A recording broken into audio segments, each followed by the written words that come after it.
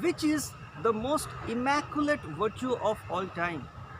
In other words, which is the purest virtue of all time. And that is love, humility, happiness, joy, forgiveness. But the most immaculate virtue of all time is peace. The reason being, peace is a neutral virtue. Have you ever enjoyed moments of peace? When a person is peaceful, he or she is able to show other qualities like compassion, forgiveness. We are even able to think good of our enemies. We are able to wish well who hate us. Now that comes from inner peace. You cannot have this peace by academic degree or by having lots of material wealth or having sex or having a good career or being famous. No. This quality of inner peace comes from spirituality.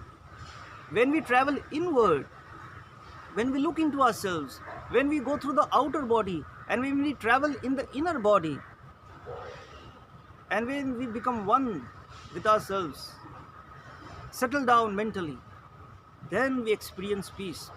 And it is such a beautiful quality because when we go through difficult moments in our lives, when life is so painful, still we can be peaceful. We may not be happy when we lose something, when we become a loser, but we can have inner peace even when we lose the important things in our life, things which are dear to us.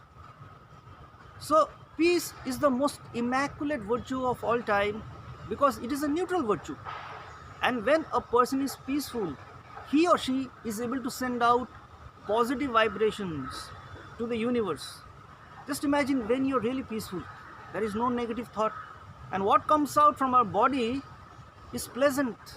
Love, compassion, forgiveness, generosity, all good and pleasant things comes out. So it is good for us, good for the community, good for the universe. And what is the pathway of peace? It is compassion.